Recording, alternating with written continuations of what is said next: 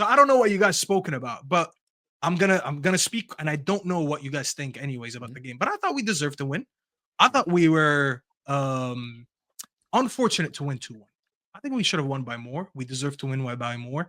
I was really angry at some point when they equalized, because I'm looking at it, I'm like, I don't feel like today we deserve to drop points, and I don't think Rangers did enough to pick up a point. And I just, for a minute, obviously, I didn't want us to drop points because I knew what was going to happen right away, the negativity that we were going to get, and the attack on Amarim again. And I'm like, honestly, we were just one Maguire mistake away from not hearing about how we should have played a 4 in the back today. That's what I thought about. Because you know that was going to happen. Like, everyone's going to ignore everything that happened in the game, and you're basically one individual. This is what happens when you do that every game. You're one individual brilliant moment or bad moment away from the manager and the formation getting judged, even though it's not correlated. As stupid as that statement sounds, but it is the truth. Maguire making a mistake or not is why the formation was going to get judged. Us taking our chances or not, or basically Jack Butland not being Gianluigi Buffon today, if he doesn't do that, the formation doesn't get judged. I'll be honest. So today I'm watching the game and I'm listening. I was a little bit frustrated because I felt like we should have won by more goals. And the funniest thing is, I'm on my watch along and I'm telling my chat, I was like, yo, chat, what would have happened if we scored more goals today? And I'm scrolling, and as I say that, we can see the goal. And I didn't even see it because I'm looking at the table. And I was just so annoyed. I was like, wait, how are we not winning this when we should be winning by 3 or 4 goals? So it was a bit frustrating. But listen, I thought the team did well. There was a few mistakes, especially in the first half. I felt like we gave him, especially that chance that I forgot his name. That guy stumbled over the ball when he was going one-on-one with Bandit. That was a bit of an individual mistake from Collier. I think he struggled a little bit today. But I felt like enough players had a good game today. I think Garnacho actually had a good game. I think today he was unfortunate not to have a brace. Like, I was looking at this game and I'm like, Rangers are the reason we can't go to Chelsea right now and be like, yo, give us 20 million more. Because if he scores a brace today, I know that United board is sitting in London and they're like, yo, did you watch the highlights? 20 million more at least. It could have been doable today. You know, I think Ahmad did well. I think Bruno had a very good game as well. One of the few games where I look at Bruno and I'm like, you didn't give me a heart attack. So that's always a positive. Can I ask you very quickly on that? Yeah. Bruno in the middle tonight reminded me of when we played Liverpool. I thought he was calm most of the time. He will always take risks. So he's always going to have a pass completion of about 80%. But I felt he took calculated risks the majority of the time tonight. When Bruno has a game, this is what I always think about Bruno. When Bruno has a game where you don't notice him too much, but yet he had enough good attacking returns, that's a good game. Because what a Bruno typical game is, Bruno is very wasteful. He'll create a chance, he'll get an assist, maybe a goal, and we'll say that was a good game. But I'm like, no, it really wasn't. Because in between him getting that return, I had to cuss him out about 5-6 times. Today, I didn't cuss out Bruno once. I thought the game was very calm. I thought we should have scored more of anything. And I thought he created that brilliant chance to Ahmad where goalkeeper closed him down, so he could have had an early assist. And the thing I like the most, we went down 1-0. We were up 1-0. They drew, so they made it 1-1. And I'll be honest, I had a feeling I was going to see a response. And I was happy that I saw the response was instant and that the goal came from Bruno. Because listen, people always say this thing where it's like, you just hate certain players. You have agendas. I generally don't hate anyone. I'll hate you as a player if you give me a reason to hate you. Bruno today, I was happy to see that goal coming from him. Because just when you look at captains, these are the things that you captain a team for. Whether we played good or bad today, when it was 1-1, I don't care. At this point, I just want to see a response and I want to see a goal. And I was happy that the goal came from him because you want your captain to be the one to react.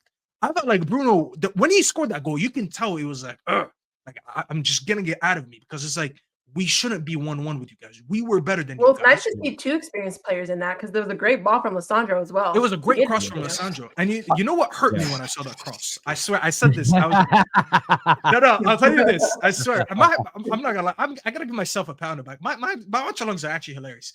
I looked at that assist from Lissandro, and I said, Lissandro, I wish you were about 2, 3, maybe 4 inches taller. Because I'd never be saying the things that I say about you if you was just, I mean, it's not his fault he was born that height.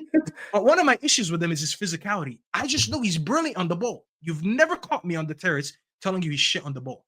My issue was the other side. But that cross from him, I'm not gonna lie, it was amazing. And to be fair, he had another cross early in the game. I forgot to who. probably made it to Yeah. Xerxes or someone. Where I was Wait, like, he had that's a that. really good Wait, pass. he had that shot. I thought And he he was had a right. shot Yeah. towards Oh my right God. move. I was like, raw. Forgot about that And shot. go I with like Trower that. on that. I like to see that from him. You know why? Because he knew these are the games that you should expect Manchester United to play more often moving forward when we get more reinforcement. Because of course the other team is going to have a couple chances on you, but you want a game where you completely dominate it from all aspects as much as you can. Sometimes you're going to struggle to create chances, do phases in the game. When Lissandro went up in that chance, I remember the ball kept getting passed back and forth between like three players. I was like, all right, nothing is happening here. Lissandro looks at that. He's like, yo, I can afford to go up because we have this team pinned back. He just goes in between the lines, picks up the ball, shoots it. And I'm like, I'm not mad that you didn't score it, and I'm not mad that you were there because you did what you're supposed to do in a big team. That's how big teams play. When you dominate, you can afford to have a DM go up a little bit. You can afford one of the center backs leaves his position. He's like, yo, I'm gonna go up this attack and I'll be back. And that's what big teams do. So I was happy by the majority of what I saw today.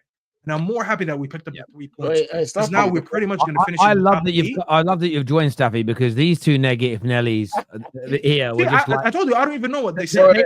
they ruin my vibe. They ruin my vibe. I look at it this way. Now I agree with you. Listen, in fairness to them, they called out some issues that we still have. But I was a bit like you when that equalizer went in. My frustration was more. So many good things will now be ignored Undone, because that goal's gone in, and for me, that was the frustration. It was we deserved. Me and you are pretty similar in this, Staffy. That I'm looking at when it comes to results. Great, yes, that was a good result. That was a bad result, but I'm looking for the performances, and I felt like tonight was one of our better ones. But what we need because of the pressure and the amount of defeats is we need some victories to go with those performances, and we got that.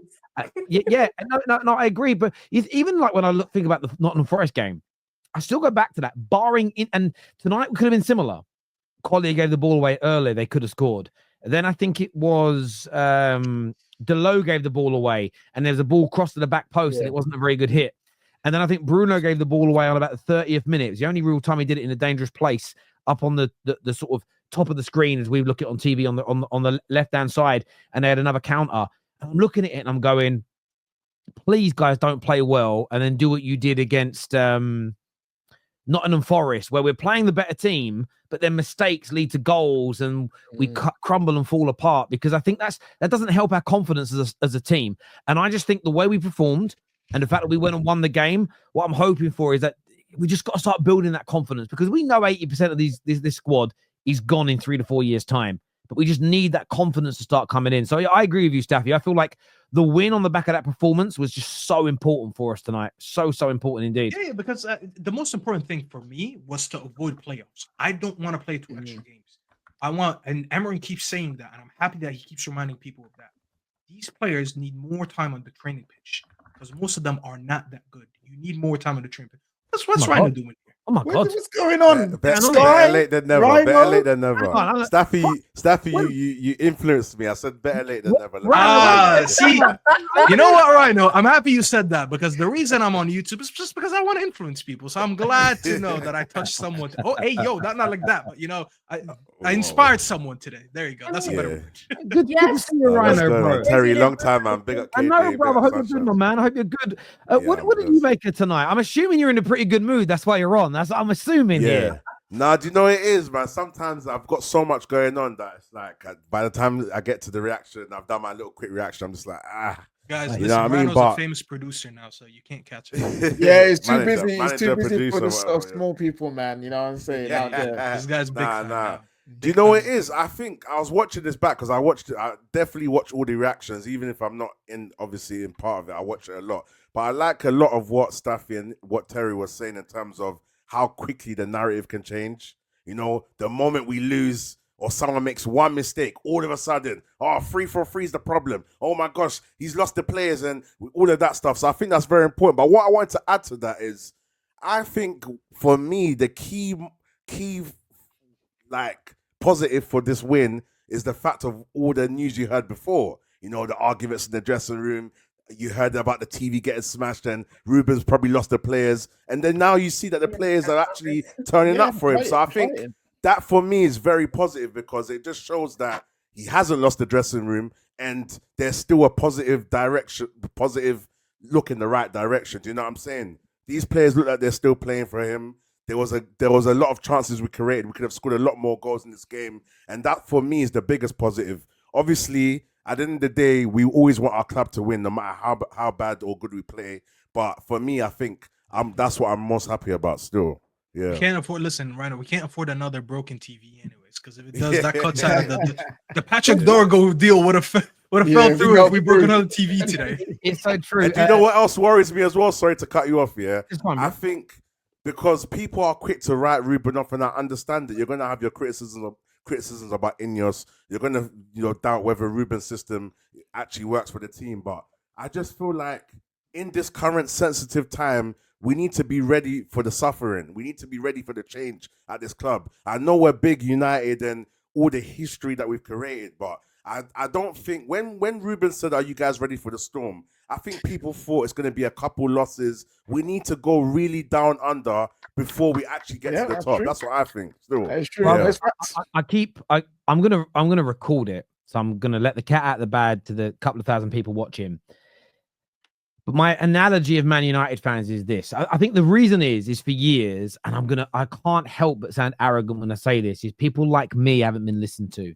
The idea that it was ever Pogba or Martial or Rashford or Bruno or Rooney or Fellaini's fault was stupid. The idea that it was ever any one single manager's fault that we were failing was stupid. There are such deep-rooted problems. But for a lot of Man United fans, what I see, it's like we've gone out. We've gone to the local. You'll know this. You're an Englishman like me. Gone to home base, and you've gone, right, I bought a big plant pot. I bought the soil, and I bought some seeds to grow a nice, beautiful lemon tree to put in my back garden. And what Man United fans are doing, they've gone home, they've planted the seed, they've watered it, and every day they're coming out and shouting at the soil, why are there no fucking lemons yet? And they're ringing up home base. I don't know what's your version of home base in America where you'd go and buy plants like a garden center? What's a famous garden center in America? Oh, I don't know. Or Lowe's? Lowe's. I was going to say Target, but I could be well off. No, Target sells the plastic ones. Yeah. So it's like we're ringing them up saying, listen, I bought these seeds for this lemon plant, this lemon tree 4 days ago, and there's no fucking lemons. And the lady They're expecting some tree. They're expecting a big tree outside of us. Excuse me, sir, but it takes like 4 years for the tree to grow. Yeah. Fuck you, I've got standards. I've got high standards. Fuck your seeds. That's how I view this. It's like Man United fans have never really acknowledged, accepted, digested, and grasped the depth of our problems. It's always been fairly superficial, fairly surface level. Sack manager A, hire manager B, we play good football. And I know you'll like this, Sky, because I know you work for, I won't tell anybody, but there we go. It's Man United fans have been very much orange man bad for a long time. Orange man bad, change it and the world will become good again, right? I'm talking about Donald Trump there. Man United fans have followed that same mantra. Sack Jose, will be good. Sack Ole Gunnar Solskjaer, will be good. Sack Ten Hag, will be good. Orange man bad. And I'm not saying he's bad or good. I'm just stating that the world being good or world being bad doesn't ever come down to one thing. There's always multiple issues. And United fans have just, for me, by and large, have ignored that for the better part of 11 years. And that's why I'm with you, Rhino, and I'm with you, Staffy. I look at it and I'm like, the idea that playing 5-3 at the back is the reason why we've struggled in these opening games is crazy. And the worst part, I don't know about you boys, but the amount of man out there that for years, and I know you've seen this, Rhino, you've been on the social, same as you, Staffy, who have called for a set style of play, don't navigate from it. They've been begging, don't buy the obvious signings, buy the obscure names we've not heard of. We're now doing that, and they're ignoring it. Do you know the funniest motherfuckers? The funniest motherfuckers, right, are the ones who hate Rashford and Garnacho, but they also hate Ineos. The first sort of players that these guys are getting rid of are the guys they hate, and they're stuck between a rock and a hard. They're like, hang on, I keep saying Ineos is shit, but Ineos have identified selling the players that I don't like. I don't even know what to do. And it's because everything is ideology based. And people that just said sacking a manager will make us better instantly don't want to admit it. People that sort of maybe, I just find it that no one is willing to be a little bit objective, a little bit patient, and sit back and wait. And that for me is my biggest frustration. I get rival doing it, but our own fans, it's a bit weird to me personally. No, you know what? It's tough. Sometimes I get questioned with things that I never said. They're like, "Oh, but look at the stuff. Didn't you say when we sack Ten Hag we're gonna be good again?" I was like, I never said we're gonna be good again. I said I think we're gonna be better with whoever the next manager is because I just thought that Ten Hag was so bad to the point that any small improvement is an improvement. And I still generally think we're better, even though the results don't show it. But I think the manner of results have been a lot different. We used to get beaten off the park in certain games. Whereas today, like today, I was disappointed. If we don't pick up the points today, I'm looking at it and I'm like, the manager's gonna get unnecessary pressure because of another individual error.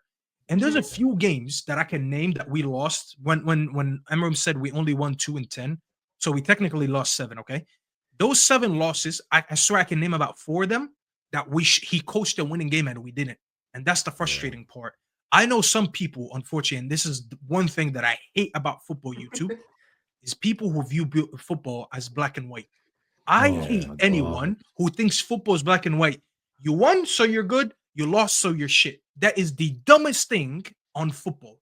Results-based analysis are the dumbest thing. Where you stand in the table sometimes is the dumbest thing.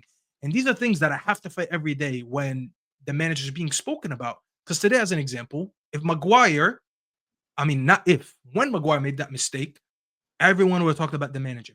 No one would have said, "Oh, it was on an individual mistake why today we let go of an easy win." But listen, we're sitting 4th. Don't forget, we started this season with 3 draws. I personally thought we are going to be in the playoffs. That's if we're lucky. So to be sitting 4th, obviously took a few results from other teams for us to get there. But that's very good because now we get to avoid those 2 games, as I said, of the playoffs. Well, I didn't realize this until they announced it. He's only the 3rd manager in the history of our club to win his first 3 European games. And listen, some people, it's just Europa League. Well, I don't care. I mean, Fergie's first European games weren't the Champions League. So, from my point of view, and we know, and I got called out a lot tonight by people when I was tweeting, and your standards are so low, Terry. Happy with that performance. And these standard mugs, they can just do one because they're just it's become a gimmick. It's become a gimmick because everybody. I speak to I've got friends that support Leyton Orient. I've got friends that support Rochdale, and I always say to them, "Could you guys demand more from your club?" And they just laugh. They're like, "My club, that one bad week, like if a game gets cancelled, they could go out of business." When people tell me I've got to have higher standards, it like I said, it's like the lemon tree thing. You can scream and shout at the soil all you want. Some things just take time. And you cannot change it overnight. And then on top of that, you've got the standards, you've got the results-based analysis, and then one linear progression. Oh my God. Linear. Everyone expects this straight up and only up. Yeah. Little do they know, like in life with everything, it could go high. Do you know what's really funny? Go to any graph, go to stocks, and just go to Bitcoin. Go to Bitcoin. And you see hang on, let's forget stocks. This is coming from YouTubers. The vast majority, okay, and I would probably say barring Mark Goldbridge and barring maybe AFTV, the vast majority of YouTubers do this. Growth for loads of numbers and views, and then I have a dip when results don't go the way I need, and then these same YouTubers that go standards, and you've got to be continually growing. We all go through peaks, and because what happens is when you're a YouTuber is you cultivate an audience that reflects your views or reflects your beliefs, but then at the same time, when they're engaged, depends on the results of their teams, or are they happy with the balance of emotions as well? It's the balance of emotions, and there are some people. When Arsenal win, we'll do better. When Arsenal lose, they'll do better. When Man United win, lose, etc. There's a handful, and I always look at AFTV and Goldbridge. They're like an anomaly. It's good no matter what because of their size, right? But you'll find that's because they've cultivated maybe 800,000 followers that are negative and 1.2 million that are positive, and it's just a huge number, so we don't see it. And this is what happens. And the same people that say that you've got to have linear growth are the same people whose channels will, okay, well, you got 100,000 views when we won the other day, but we lost yesterday, and you only got 25,000. How's that linear growth? It's just nonsense. If you've got a brain, if you're a little bit more grown up, if you're educated, if you had a real job, nobody thinks like that in real life.